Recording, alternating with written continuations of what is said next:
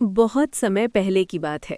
भारत के मध्य भाग में प्रतापगढ़ नाम का एक समृद्ध और शक्तिशाली राज्य था। ये राज्य अपनी समृद्धि, शांति और न्याय के लिए दूर दूर तक प्रसिद्ध था। इस राज्य के राजा थे महाराज। अपना पूरा जीवन अपनी 3 बेटियों के पालन पोषण और शिक्षा में लगा दिया। वे स्वयं माँ और पिता दोनों की भूमिका निभाते थे।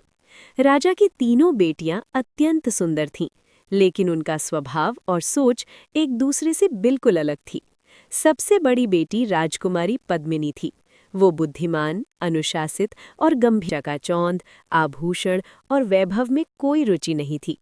उसका मन प्रकृति में बसता था। उसे जंगल, पेड़ पौधे, पशु पक्षी और एकांत अत्यंत प्रिय थे। वो घंटों महल के बाग में बैठी रहती। एक दिन तीनों राजकुमारियों ने राजा से निवेदन किया कि वे पास के चंद्रवन जंगल में घूमने जाना चाहती हैं।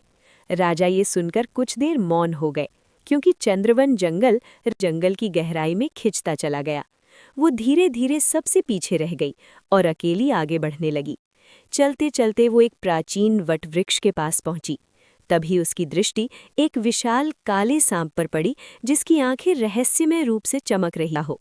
वो सांप शांत भाव से उसे देखता रहा और किसी को कोई हानि नहीं पहुंचाई। अचानक वो सांप और सम्मान का भाव उत्पन्न हुआ। उस दिन के बाद उन्होंने अनन्या को बुलाकर सच पूछा। अनन्या ने सिर झुकाकर बिना झूठ बोले स्वीकार किया कि वो नागराज से प्रेम करती है। ये सुनकर राजा गरज उठे और बोले कि ये राजवंश का अपमान है।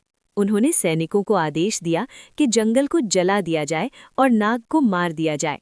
लिया और पूरा जंगल प्रकाश से भर गया।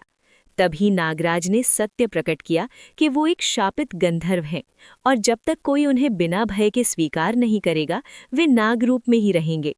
अनन्या के निष्कलंक प्रेम ने उनका शाप तोड़ दिया और वे मनुष्य रूप में प्रकट हो गए। ये दृश्य देखकर राजा स्तब्ध रह गए। उन्हें अपनी भूल का एहसास हुआ और उन्होंने हाथ जोड़कर क्षमा मांगी। राजा ने अनन्या और नागराज के विवाह की अनुमति दे दी। इसके बाद जंगल और महल दोनों में भव्य विवाह हुआ और नागलोक व मानवलोक का मिलन हुआ। ये कथा हमें सिखाती है कि सच्चा प्रेम रूप नहीं देखता, आत्मा देखता है, और जो